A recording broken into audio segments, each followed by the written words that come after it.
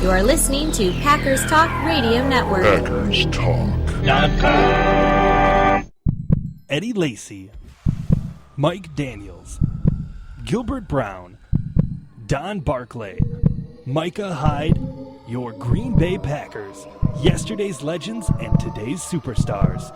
From corporate or non-profit events to private parties, add some spice, hire a Packers player from Mayfield Sports Marketing. For details, just go to PackersTalk.com and click on Player Appearances. Are you looking for some signed Packer memorabilia? Look no further than Waukesha Sports Card. If a Green Bay Packer can sign it, Waukesha Sports Cards has it. Check our website for upcoming Packer player and legend signings. Go to WaukeshaSportsCards.com. This is Titletown Sound. Prepare yourself for overwhelming intelligence.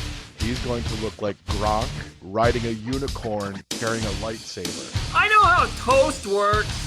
Clay Matthews, Squirrel Whisperer. Your squirrel naming game is not strong. The turd cheeseburger could come back. If one of us wants to pee on it, sure. I'm not bailing you out on that. I was acting unprofessionally.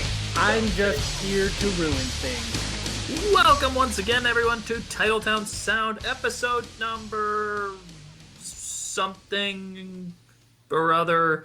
There might be a hidden episode, like a secret episode of the show that you guys didn't get to hear. Except for maybe one guy named Steve, but we won't get into that right now. But it's a new edition of Titletown Sound. It's the special NFL Draft 2016 NFL Draft, preview show. Bobbo here, of course, as always, because I live in a cave here at the Titletown Sound Off Ranch, which I'm not supposed to say it's a ranch.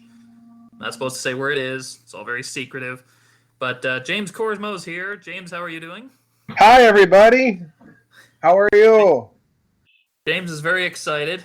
He and his friend Steve. I couldn't be more excited. My friend Steve and I are we're here. We're ready. Yes. Hashtag inside jokes. And we don't have to pretend to be smart today, James. This is the good thing. Because we actually have somebody here who knows what he's talking about, and that is the one and only Cody Bauer. Cody, how in the heck are you? I'm doing great. Thank you guys for having me on. Very happy to have you here. Thank you for being here. Yeah, it's like I said, we don't have to pretend to be smart today because Cody can be smart. So that's a lot of pressure right now, guys. Yeah, well, it's fully intended. So let's start on the defensive side of the ball, jumping right into things here. Big need for the Packers now, defensive line, nose tackle especially, I guess, with B.J. Raji retiring for a season. I don't know if that counts as retiring. I guess in boxing that would be retiring, but whatever. So I guess defensive line, what are your thoughts as far as the top guys available? Who might the Packers be looking at? Go for it. This is a relatively deep draft for defensive linemen, whether Packers are going to be addressing the 5-tech position, which is responsible for playing two gaps on the end opposite Mike Daniels, or whether or not it's going to be, getting the nose tackle to replace Raji and kind of working a rotation with Guyon and Pennell, and particularly when Pennell is suspended. But a couple guys that I'm looking at that I'm hoping it almost falls to 27. One of my top guys, he's a top 10 player for me, is Andrew Billings, defensive tackle from Baylor. 6'1", 311 pounds, just built really squatty, absolute tank, super strong. Repped over 30 reps at the bench press at the combine, 225 pounds. Broke all kinds of high school state records in Texas in the weight room. Just a really, really good player who pops off when you put on the Baylor defensive tape. He can penetrate, get into the backfield. Not a real good repertoire of pass rush moves at this point, but he's just a menace. He works real hard. He surprises defensive linemen with some quickness. He can get by and push the quarterback out of the pocket, and then of course he can take on double teams and not give up any ground. For me, like I said, top 10 guy. I'm hoping he falls at 27. There are a few teams who definitely have a nose tackle need before us. Particularly, I'm thinking Washington that could find his services useful. But that would be one of the more ideal situations for me if he fell. I think he would start immediately in the base, or at least push Guyon in the base, and then kick inside when we go to the nickel. I think he has that ability to stay on the field all 3 downs if necessary. Moving on to another nose tackle that really I think is a solid player is Jaron Reed from Alabama. Right now, Reed is strictly a 2-down player. He does have the versatility to play some 5-tech as well as a nose. So say in goal line looks or in heavy looks, if we wanted to put him and Guyon out there, I could see that being a realistic option. A lot like Billings, Reed is super, super strong. He doesn't move at all on double teams. He's really like a fence post out there. But the good thing about Reed, and I know my complaint about Raji a lot was his inability to really make plays off his frame. Too often you'll see a running back run right by Raji when he's getting blocked, even singly blocked, and he just doesn't even bother to stick out an arm to try to make the play. Reed actually likes, plays very aware and understands where the play is going. So what he really excels at, and what primarily the need or the duties of a nose tackle in the 3-4 defense is to take up blockers and allow your linebackers to roam free, and Reed does that extremely well. I mean, that Alabama defense has been top notch for 2 years now, and he's been a prominent part of that. A couple of the 5-tech options, and realistically, this could be a better option if the Packers want to address this early. We really don't have a good starting 5-tech at this point. Dayton Jones was talked about. He's going to be moving to Leo, which is the essentially like a strong side end in the 3-4 or 4-3 under defense. And Dayton had some success there on the outside, and it's time that he gets a little change to maybe light a fire up under him. But one of the guys that sticks out to me is Chris Jones from Mississippi State. 6'6", 310 pounds, just built extremely well for that 5-tech spot. Now, he will need to learn a little bit about playing 2 gaps and taking up blockers. Right now at Mississippi State, he was asked to rush the passer, whether he was kicked inside the 3-tech or even at defensive end. He's got a really, really quick first step. He's kind of like will surprise offensive linemen with how quick he is. Some issues with Jones, though, is his motor kind of runs hot and cold. He didn't even play, I think, like around 60% of the snaps for the defense. And, when you're only playing 60% of the snaps, you kind of want to see 100% all the time. And he just didn't really have that. But he certainly has a lot of the tools that could help this defense both in the run game as well as rushing the passer. I think Jones stuck out to a lot of people at the combine, if you know what I'm saying. Yes, he did. A funny story, I was watching that in the morning, just laying around with my wife, saw that, and she looked at me and just busted out laughing. We had to put it on a rewind just to make sure we saw what we thought we saw. It's going to be a good story for a long time. It's going to live with them forever. 2 other 5-tech guys just to touch on real briefly. Ashawn Robinson from Alabama played on the line along with Jaron Reed. He played that 5-tech position. Again, he's just really got a bull rush at this point. Doesn't offer a whole lot in the pass rush area, but he does take on blockers really well, and again allows the linebackers behind him to play free. And another guy who I like, and he's kind of in the fringe first round option right now, or fringe first round range, is Vernon Butler from Louisiana Tech. 6'4", 323 pounds. I think he has the versatility to play both nose tackle and 5-tech, which kind of makes him, more enticing to a team like the Packers who have needs at both. I think if the card got turned in and he was on it, I don't think a lot of Packer fans would be thrilled with that selection, but I think a lot of the people in the know would be like, okay, that makes a lot of sense. And he's really got some untapped potential that, he could be an ascending player. I think he's an ascending player. He stood out real well at the Senior Bowl down in Mobile this year, too. Okay. To back up, I guess, to those first couple names that you mentioned, first of all, with Billings out of Baylor, my new favorite draft term, squatty. Very squatty player. I love that. I guess that's a good thing, but it just sounds great. Well, for a nose tackle, it's not a terrible thing. He's 6'1", 311, so he's just like a bowling ball, essentially, but he just doesn't move. He can take on double teams. He just stands there. It's quite impressive, actually. He's a big bull, man. He's huge. Sounds good. Huge is good for D-tackle. The other guy I wanted to mention, Jaron Reed, that you mentioned. I've had a fairly decent look at nose tackles in particular. This was a couple months ago now, so my memory might be fading, but I thought Reed easily looked like the best of the couple Alabama defensive linemen, and I would love to have Jaron Reed. I thought he just looked I thought he was one of the best overall guys at that position. So I think there was one guy. Was it Robinson was ranked ahead of him for a while? Is his stock dropping? Or I have Jaron Reed ahead of Asian Robinson. It's kind of weird.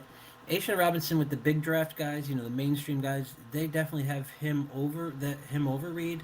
But for me and a lot of the guys in the draft Twitter community are Reed over Robinson. Robinson is, I think a lot of people want Robinson to be better than what he is, and they're just kind of like holding out hope that he can become that. But ultimately, you're drafting for the GM's job or, a guy who can help your team immediately. And I'm with you. I think Reed is definitely the more polished player at this point. dude, I feel like I'm fitting in somewhere. We actually agree on Reed. So, it's awesome. We should go get coffee or caramels or something. Let's do it. Well, and Reed is like a little bit of a hot topic. A couple guys that my colleagues they don't particularly care for Reed in the first round. They think that a two-down run stuffing nose tackle can be had later in the draft, and I understand that side of the argument. But Reed is definitely a player that's above and beyond any of the guys in the mid-round range that you can get. So if you can get a premier guy, it really opens up your whole defense.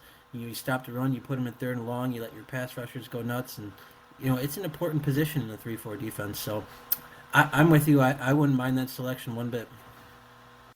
All right.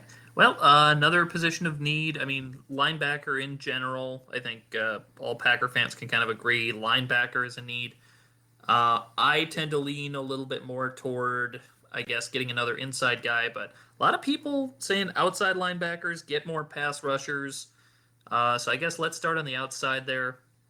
Who are some of the first-round prospects there? Sure. Well, I think Bosa and Lawson from Ohio State and Clemson, respectively, will be long gone. A player who's really intriguing to me is Leonard Floyd from Georgia. Now, he worked in a tandem with Jordan Jenkins from Georgia, but Floyd, his last year, he got kicked to inside linebacker primarily because he weighed only, probably played in the 230s last year. He weighed 244 pounds at the combine, so put on a couple pounds. The interesting thing with him is he's just super explosive. He pops off on tape.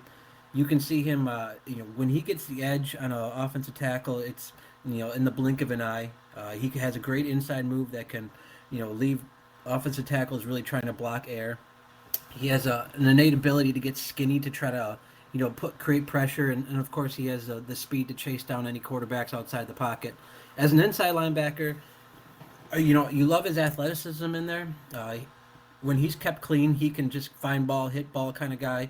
The problem is that he doesn't have a lot of the strength to get off of blocks or a lot of the experience on the inside to, read pulling guards and, try to kind of recognize plays that are happening in front of him. So it'd be a bit of a projection either way. Either on the outside, you wonder if he can hold up against offensive tackles consistently, and on the inside, it's definitely a repetition thing where he needs some time to get better at it. But for me, if he could learn both of them, whether it's slowly and then have him and Matthews kind of just, who's coming from where kind of thing, I think that could be really fun for Dom Capers to play around with Capers or with Floyd and Matthews. Another interesting outside linebacker, and he's really not Packer people, I say that in air quotes, is Noah Spence from Eastern Kentucky. His story is well documented now, kicked out of Ohio State for drug usage, but at the Senior Bowl in Mobile, he was unblockable, and there's a decent crop of offensive tackles there.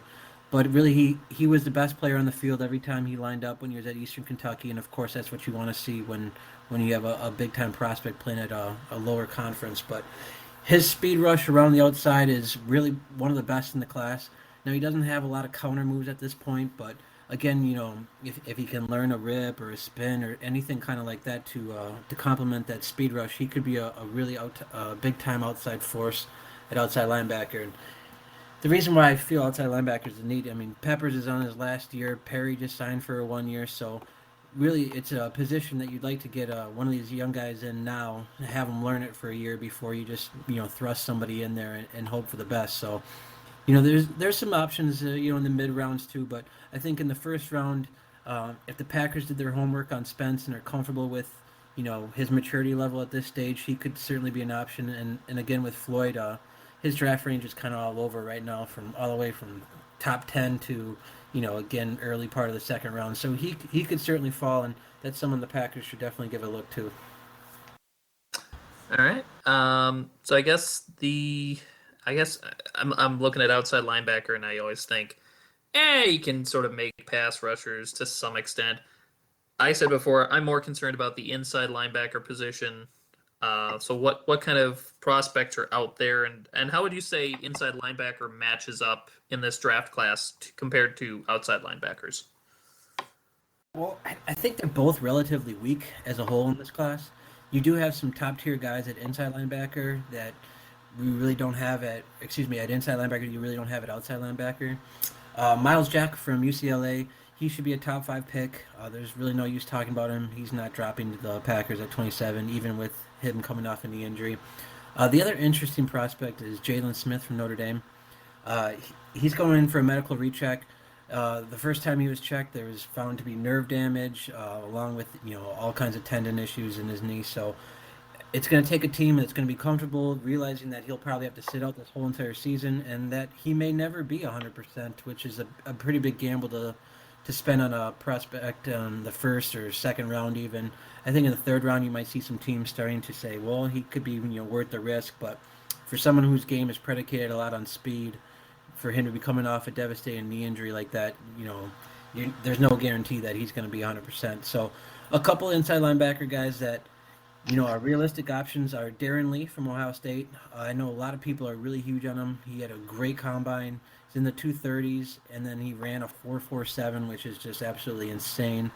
The thing with Darren Lee is he is a sideline-to-sideline type player. He, someone that Packers haven't really had, at that position in a long, maybe ever really. He's a freak athlete, but along with his speed, there are some questions about whether or not how he can hold up inside consistently against NFL linemen.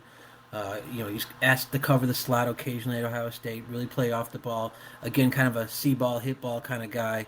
But when you're going against Russell Wilson's or even Kaepernick's of a couple years ago, the read options, he's a guy who can chase that down, and he's a guy who can cover tight ends and running backs. So he'd certainly be a good fit and a good option at 27, and that's if he falls.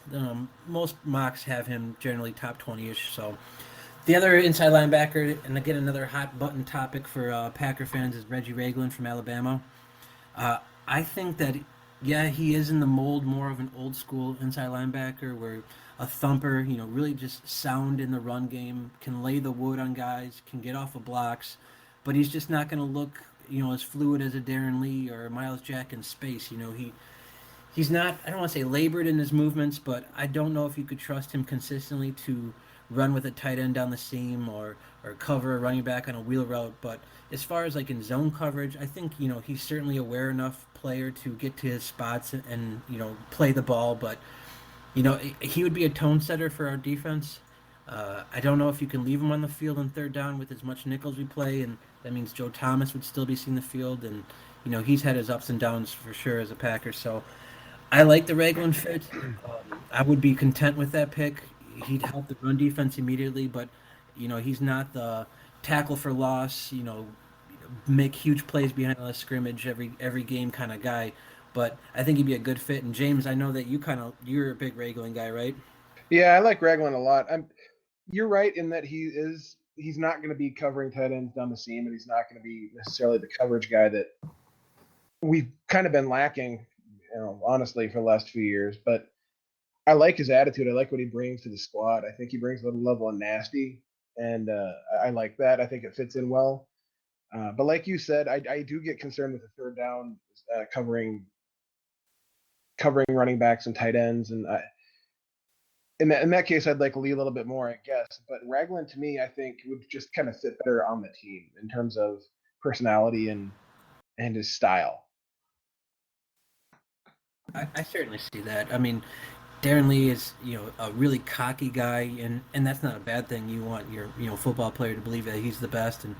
But you heard Ragland kind of talk after his meeting with the Packers at the Combine about how he thought he'd be a great fit there, and Packers, gave him the impression that they were really interested in him as well. So I don't think he's like a duplicate Jake Ryan, because I think he's, obviously a more instinctual player, but kind of like the same kind of guy, you know what I mean, if that makes any sense. Yeah. Yeah, Ragland definitely a guy I've been seeing almost every mock draft. I think at this point I've seen Green Bay taking Ragland, which almost had me convinced that somebody will take him in the early 20s, so we won't get him. But I'm very interested in that Darren Lee guy, though. From what you've been saying, I something about a freak that I like this year. So I like the idea of drafting a freak. So, but it's a good kind of freak, though, right? Yeah, absolutely. And and he's only played the position, I think it was 2 years when he came out of high school as a quarterback, and then he was played safety for a year, and then he took over Shazier's spot, and he got better even this past year. So he's still really green to the position as far as the nuances goes. But for me, he just kind of misses too many tackles. And granted, he's getting to plays that other linebackers don't even get to, but he just doesn't always terminate the play. He doesn't always finish that play. So there's, some red flags as far as that goes, but, again, he's just got so much raw potential to work with. I right after the combine when his buzz was, at the absolute peak, I didn't think there was a chance that he falls to 27, and I think ultimately on draft day I can't see him falling, but there's always that hope, always that potential, and it's going to be kind of eerily similar when the Packers ended up having Clinton Dix follow them, is when Mosley went, and then Shazier went. Well, this year it could be Lee going and Ragland going. Ohio State, Alabama linebackers going for the Packers pick. So, there's other needs for the Packers to address. With the defensive line and outside linebacker and so on. So, I don't think it'd be the end of the world if either of those guys are gone. I know the Packer community is desperate for an inside linebacker, and I guess I don't really blame them. But again, I'm more of a build from the trenches kind of guy, so I wouldn't be crying. Yeah, definitely that nose, as you mentioned before, nose tackle, pretty essential in that 3-4 defense. So, on that note, we're going to take a brief time out here to talk about our sponsors. Titletown Sound, once again, is brought to you by the law office of Christopher Schultz. Christopher specializes in traffic and municipal violations, wills, and estate planning. If you're in need of help, Chris has your back. Call 920-252 0692. His number once again, 920-252-0692. And of course, if Jeremy were here, hi Jeremy, I know you're listening in now, but Jeremy would remind us that he had a lot of help dealing with a speeding ticket. Christopher was really awesome about that, and we are more than happy to promote him here on this show. Also, this week we have a new sponsor, a fellow podcast called What's the Score? The Sports News Quiz. Host Baxter Colburn and Game Master Josh Scheibe bring you a weekly trivia show revolving around the current sports news and a panel of some interesting sports personalities from the area to boot. Personalities like AM 620's own Doug Russell, Lakeshore Chinooks and Marquette Sports PA announcer Dan Pfeiffer, and former president and GM of Major League Soccer's Chicago Fire, Peter Wilt. You can listen to What's the Score on Spreaker.com. But hey, why just listen to the show when you can be on the show and challenge your general sports knowledge as a contestant? Go to their website, wtsportsquiz.wix.com, and fill out an application, and you'll be on your way to joining some celebrity contestants such as me, thank you, and WTMJ4's own sportscaster extraordinaire, Lance Allen. What's the Score has a live show coming up on April 17th at 2:30 p.m. Central Time. We hope you can listen into that. But in the meantime, you can listen to past shows on Spreaker.com or on their show's website, WTSsportsquiz.wix, spelled W-I-X.com. Website again, WTSsportsquiz.wix.com. And that's a lot of me talking. And now I'm done talking. So we're going to switch over to the offensive side of the draft here.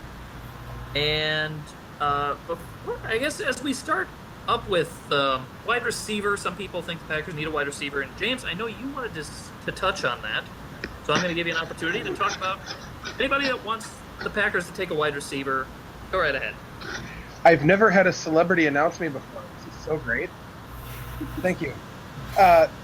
Everybody who thinks that we should pick a wide receiver anywhere before round 5, stop it. It's okay. I know that you need to you need to find something to complain about, and there's bridges to troll under, and stop. Okay, we're good. We're good. We're so good. We're getting guys couldn't get open last year. They couldn't get open. We're getting rid of old dudes. That is how good we are this year. We're shipping off our leading receiver to the parts unknown to go hang out with the Ultimate Warrior at this point. They're gone. Okay?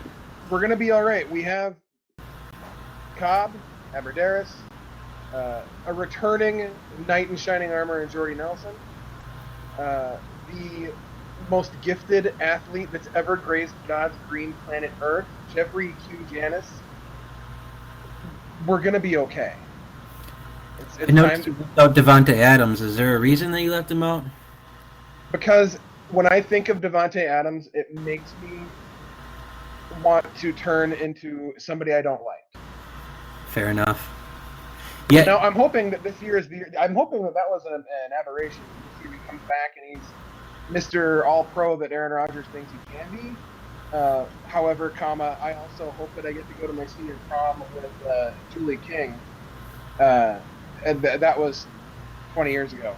So, probably has a better chance of doing that. Sure. Hi, Julie. I'm with you, James. These people just kind of cool it. I understand if value just smacks you upside the face where you kind of got to take one. But you're really just almost admitting defeat that Adams isn't going to be a guy that you think you can contribute. But I mean, when Jordy is healthy and Cobb's back to the slot, not getting primarily the focus, and Adams, if he can stay healthy on the outside, Aberdaris flash summon, and of course the Great White Hype, Janis. I mean, on paper it's a pretty strong group. At the end of the year, of course, injuries just really derailed us, but at the most you're going to carry 6 guys, heading into the season. So there really isn't a whole lot to talk about with wide receivers for me. There's some late round guys I really like. One of my favorites is Mike Thomas from Southern Mississippi.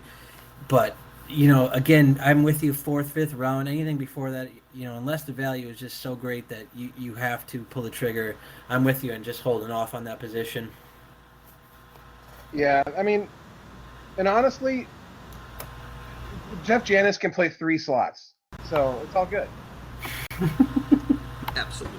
There is no limit to what Jeff Janis can or cannot do. I don't even know why we're drafting anybody. We need to play Janis all over the place. I guess that it's a sense of fair play. Oh. Maybe that's it. I don't know. Anyway. So maybe moving on from wide receiver, offensive line, a position, I think basically the Packers should draft every year regardless, just because you can never have too many big dudes that can battle in the trenches. I mean, unless like every single player is an offensive lineman, I guess that's too many, but having 1 or 2 extra ones around is not a bad idea. So, Cody, the question to you, sir, is what's available in the draft this year on the offensive line? Sure. Just quick touch on the roster. I think everyone's aware now that Sitton and Lang are both free agents end of this year. So is Bakhtiari, and so is J.C. Treader, who was our backup swing inside guy, and then when thrust out to left tackle, actually proved more than capable. So this year, I'm not sure you're going to be drafting anyone for a starter unless you're able to get a guy who can challenge Bakhtiari at left tackle or even Bulaga at right tackle, but he just got paid, so chances are that's not happening. 3 guys I think that could be there at 27 that I think the Packers would have to take a long, hard look at and potentially pull the trigger are Taylor Decker from Ohio State. I think he's a phenomenal run blocker. He's a huge dude, 6'7", 310 pounds. He does a really good job getting to the second level, and when he gets there, he finds his target and really demolishes them. As a pass protector, he's solid, not spectacular. Again, at 6'7", he can kind of get a little high, which allows some defenders to get up into his chest and knock him off balance a little bit. But he's a great run blocker and someone who I think could develop his pass rushing skills. And at Ohio State, he really wasn't asked to just do Barrett and Cardell aren't doing 7-step drops or anything. So it's going to be a little bit of a learning curve for him. But again, you'd have the year. The other thing with Decker, I think, would be a bonus for him. Even though, despite his height, I think he could kick inside to guard and have a good career there too. So, again, whether or not who we sign or if we can afford all of them, any of them, just a hand, whatever of them, he has that versatility.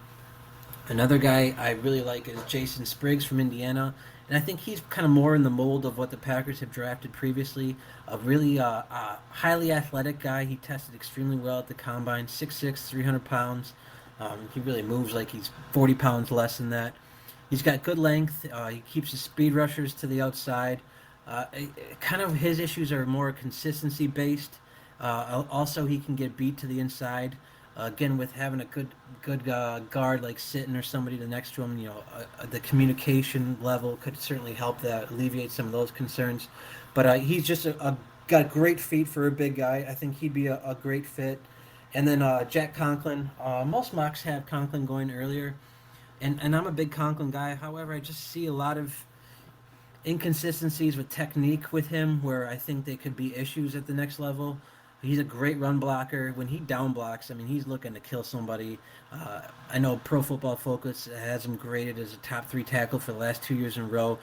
I think he's given up just maybe 2 or 3 sacks his whole career at Michigan State. He's a really, really good player, a former walk-on. He's had to earn everything he's ever got.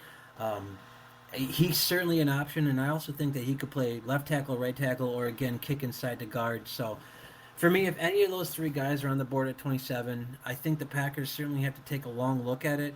And again, I'm not sure how happy fans would be, or maybe they would be because we're protecting Rodgers, but I'm not sure that player would see the field in 2016, which, hopefully the fan base would have some patience and realize that, hey, this is drafting for a need in 1 year in advance, and it'd be great to have that offensive lineman get 4 preseason games and training camp under his belt before he's automatically expected to be the starter. So those are 3 guys that are certainly on the should be on the Packers board highly.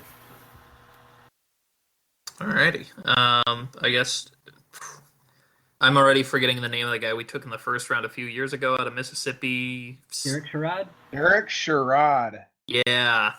Oh. I'm going to go back to not remembering him. So, yes. Well, let's just move on. Bad thoughts. Let's just put Jeff Janis on the line and be done with it. That'll go well. Speaking of the line, let's how about tight end? Tight ends are on the line. They count. They're people too. And Packers, of course, they just signed a tight end in Jared Cook. So I've got high hopes for Jared Cook. He's finally got a quarterback who has some idea of what he's doing and has talent. So I'm hopeful for him, but beyond that, it still seems a little bit like, is Richard Rodgers going to be a guy that's here for another 10 years or not? And I guess we're still figuring that out. So how is the tight end class looking in this year's draft? Not good. Not good at all. Sad. I had the privilege of writing up tight ends for the CheeseheadTV draft guide, so make sure you check it out. A lot of good Packer writers, contributing to that. But so I have a really good in-depth knowledge of the tight ends, and in my money, I'd say there's 5 guys that could come in and potentially be starters right away. I'll just touch on them real briefly to get through them all. Hunter Henry, consensus number 1 tight end from Arkansas. Good size, decent blocker. He's not great. He has really inconsistencies there, but he has phenomenal hands. He catches everything. I don't think he dropped the ball this whole last season, so he's got great hands, but he's not going to offer much run after the catch ability. He's better than Richard Rodgers, that is, but again, he's not going to be a huge upgrade, and I think you almost have to spend your second-round pick on a guy like that, and I'm not sure that he's worth that. That's probably right where his value is, so if the Packers did decide to go that option, I can understand it, but with Cook and Rodgers, I don't know if spending a second round is the best use of resources there. My number 2 tight end is Tyler Higbee. He's been in the news lately. Apparently punched out somebody at a bar. Not a good look for him right now. Court date is going to be after the draft, so with that in flux, there's a chance he goes undrafted. But he's a beast after the catch. I've been comparing him to Travis Kelce, the tight end from Kansas City. So I don't think anyone touches him, which is unfortunate. Austin Hooper, tight end from Stanford. Again, I think he's probably a second-day pick, second or third round. He's actually a pretty good inline blocker. I think he struggles a little bit when he's asked to block people in space. But if you put him on the line, he can move a guy around and steer him in the right direction. He doesn't create a lot of separation, Richard Rodgers. But He does make good catches in contested situations and in traffic. Jarrell Adams, he's probably the closest thing to Jared Cook. He tested really well at the combine. He's got good run after the catch. He just always fights for those extra yards, kind of like a Finley. He's not a real natural catcher. He kind of fights it a little bit, but he's got a pretty decent catch radius. But he's also a really good blocker. He blocks when he's out in the slot as well as when he's in line. So I think, again, he's probably late day 2. There was some hype earlier on him, early second round, but I think day 2, the middle there to the late is probably his value. And if we were to go after a guy to kind of fit that Cook role, I think that he'd be the good target there. The other tight end who's kind of all around very good but not spectacular or anything is Nick Vanette from Ohio State, 6'6", 257. Again, he wasn't utilized a lot at Ohio State. I think he caught 19 balls last year, but he's a good blocker. Again, he can pull around and put a linebacker on his heels a little bit, but it's kind of a bit of an unknown with him as far as how he is as a pass catching threat, because he just wasn't utilized much. But those are the 5 guys that I think are day 2 to early day 3 guys that like I said, could come in and challenge a starter for a spot, but ultimately are probably just going to be number 2 tight ends early in their careers, and they all have some developmental abilities to potentially be a starter down the road. All right. Well, I guess, James, do you have any thought? You know a lot about tight ends, of course. So I guess any thoughts from your end there? It was my major in college. I believe that. Now that we have Jared Cook, I feel strangely okay with our situation. I was kind of panicking for a minute there at the end of the year before we got him. But now I feel like we're okay. As far as the draft goes, obviously Hunter Henry is the cream of the crop, except for the crop is not very good and the cream is kind of nasty. But could he get better down the line? Could he learn and be able to catch better or run better routes and block? I don't know, maybe. But I don't like a lot of these guys, to be honest. Jarrell Adams intrigues me just because he's so fast and he seems to have a lot of upside to him, but he also has a lot of things that could cause him to turn into Jermichael Finley without the talent. So that sounds bad. I'm kind of with you too. Like, if we don't address the position this year in the draft, I'm not going to be too upset. Cook bet on himself by signing a 1-year deal. We offered him a 2-year deal.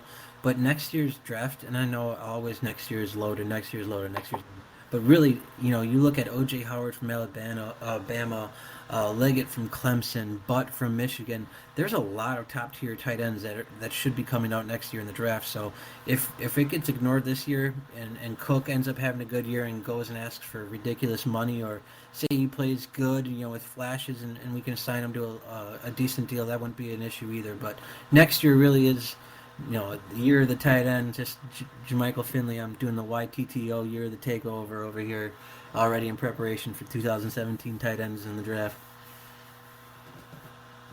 Alrighty, I got stuck on. You said the tight end out of Michigan's name, and then my mind wandered off a little bit. And talking about Korsmo's major. Yes, yes, yes. Do you want to? You don't want to know what I minored in? No, I definitely don't. Oh, it's just like having Jeremy and Chris here. All right, I think that just about wraps it up. Cody, I'm gonna throw this at you really quickly on the fly here. I guess if you have your druthers, Packers' first round pick is gonna be who? Of guys realistically that are gonna be there. Oh man, at this point, I guess Andrew Billings, nose tackle who has the ability to stay on the field all 3 downs. I think, like I told you, I'm a build from the trenches guy. Billings is in my top 10. I love what he brings to the table. He's a younger prospect, so strong. I think he kind of makes everyone better around him. So Billings would be my number 1 realistic wish, I guess. All right, sounds good. James, do you have any wishes you want to share before we sign off? I'm kind of I'm with Cody on this one. I like Billings a lot. If before about a month ago, before Rashi decided to he lost his smile or whatever his deal is. I would have said Ragland, give me Ragland tomorrow, but we need somebody up front, I think, and I like Billings a lot, so I'd be okay with either or. All right, I guess I'm gonna have to review the Billings tape myself then, because I'm still a Jared Reed guy. So, but we seem in consensus. Nose tackle is good. And yay Packers! 16-0. Here we come. I need a soundboard. Dude, I should totally get a soundboard together. That'd be awesome. I'm really glad Jeremy's not here with his. Can I just say that? On that note, yes, Cody, you mentioned the draft guide. You want to plug that real quick? Yep, CheeseheadTV draft guide. And feel free to hop on CheeseheadTV.com. I have all my positional rankings up. Corners, safeties, and inside linebackers should be posted the next couple days. My big board will be dropping. I'm going to do a mock draft, one before the draft, obviously, and then I'll do probably a 7-round Packer mock yet. So I'm putting out tons of content there for Jersey Allen. And make sure you check out Titletown Sound Off. I mean, those guys gave me my a big start as far as Packer draft stuff goes, and they're always putting out good content. So thank you guys, and check out their stuff as well as the Cheesehead TV draft stuff too. All right. Well, we will be releasing Cody from his cage later because he said nice things about us. And on that note, TitletownSoundoff.com, of course, is the website. Twitter handles. Cody, what's your Twitter handle if people want to follow you? Which they should, of course. I would hope so. At C Bauer, Bauer, NFL Draft. All right. James, your Twitter handle? At JK Sub20, SUB20. All right, and you've been posting about food quite a bit the last couple of weeks, so people should look forward to that. Well, more food talk. It's all. My mind revolves around three things. It's Packers, it's food, and it's eating food while watching Packers. Fantastic, and see that's why people should follow James. You get the draft stuff from Cody, you get the food from James, and that's our Bobbo. Bobbo spelled with 3 B's, 2 O's because there's just one Bobbo. And you can follow me on Twitter for just really mindless crap and I guess pro wrestling. I guess I do tweet about pro wrestling quite a bit. So on that note, and of course the show titled at Titletown Sound on Twitter. You can tweet questions, comments, and whatever to us. And we may answer questions on the podcast next time we do one of these, which will hopefully be in the next couple weeks. And, maybe we won't because we're jerks. What can I say? So, on that note, again, Cody, thank you so much for being here. It's wonderful to have you. Yeah, thanks, Cody. Thanks, guys. Yep. And, James, thanks for jumping in kind of last second. Hey, I have no life, so it's all good. I understand. And I will thank myself for being awesome because, of course, I am. I'm also very humble, if I haven't mentioned that. You are. And on that note, we will sign off episode of Titletown Sound. And of course, ladies and gentlemen, don't forget to pet your cat. Sometimes you wanna go where everybody knows your name, and they're always glad you came. You wanna be where you can see our troubles are all the same. You wanna be where everybody knows your name.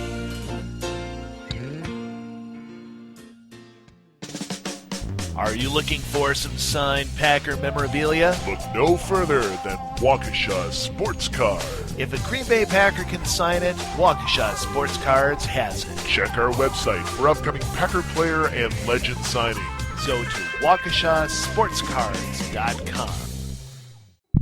Eddie Lacy, Mike Daniels, Gilbert Brown, Don Barclay, Micah Hyde, your Green Bay Packers, yesterday's legends and today's superstars. From corporate or nonprofit events to private parties, add some spice, hire a Packers player from Mayfield Sports Marketing. For details, just go to PackersTalk.com and click on Player Appearances.